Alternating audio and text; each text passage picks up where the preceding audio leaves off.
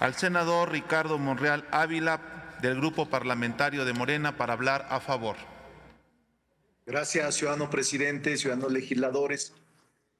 Este Congreso ha dotado de los medios necesarios para que la ciudadanía sea partícipe y se convierta en protagonista de las políticas públicas del gobierno, que tengan repercusión sobre su esfera jurídica. Ello como una forma de expresión de su voluntad en la conducción del Estado. Esta forma se ha transitado hacia una democracia de participación directa, modificando el artículo 35 de la Constitución para disminuir las restricciones del derecho de la ciudadanía a las consultas populares. Derivado de la reforma al artículo 35 constitucional en el 2019, en la parte concerniente a la consulta popular, resultaba necesario adecuar la legislación secundaria para desarrollar la normativa acorde a las bases establecidas con la finalidad de integrar los nuevos principios en la Constitución Federal para que el ordenamiento jurídico ordinario en materia de consulta popular cuente con una estructura coherente y compatible a esta, evitando de esta forma contradicciones o antinomias que provoquen la invalidez o una interpretación que no sea conforme al texto constitucional. Con base a esto, se reforma la Ley Federal de Consulta Popular y se propone precisamente en este debate su modificación que ahora discutimos.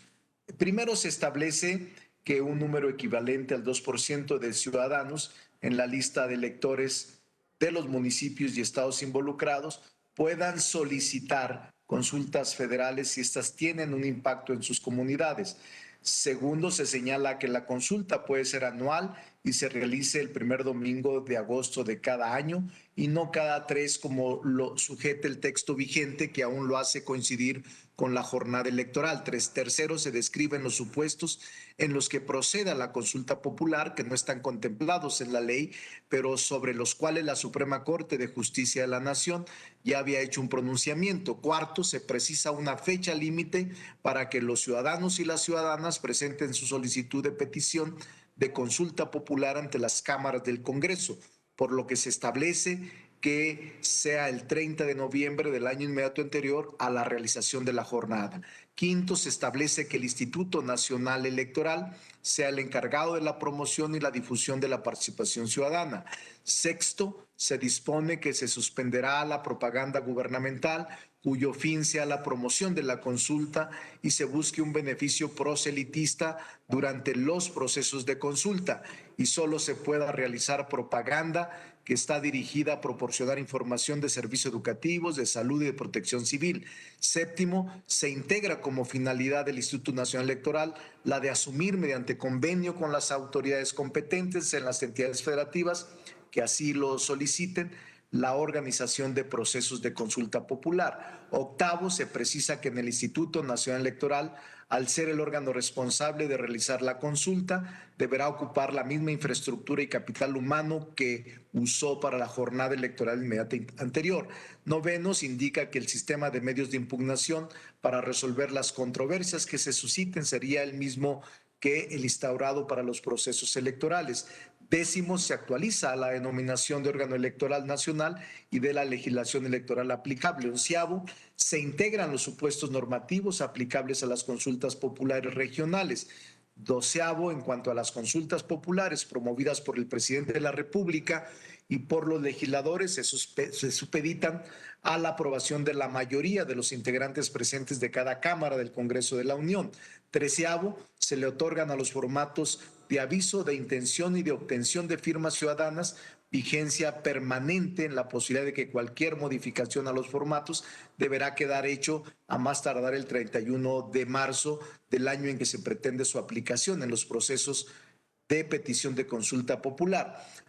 Catorceavo, se contiene la previsión de que las cámaras del Congreso, en consulta previa con el Instituto Nacional Electoral, pueden implementar el uso de instrumentos tecnológicos de entre los formatos definidos para la obtención de firmas ciudadanas.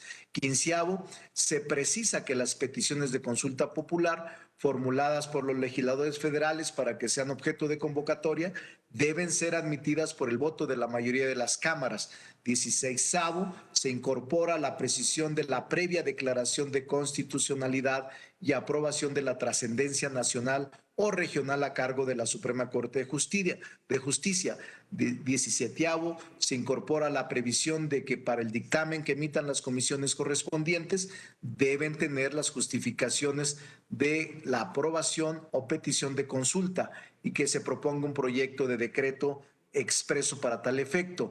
Y 18, considerando que no coincidan con mandato constitucional las fechas de celebración de la jornada electoral y la consulta popular, se incorporan modificaciones a diversos artículos. Ciudadanos legisladores, me parece que esta reforma va a ser posible evitar contradicción normativa. Era indispensable, era necesaria para hacerla compatible con los efectos jurídicos.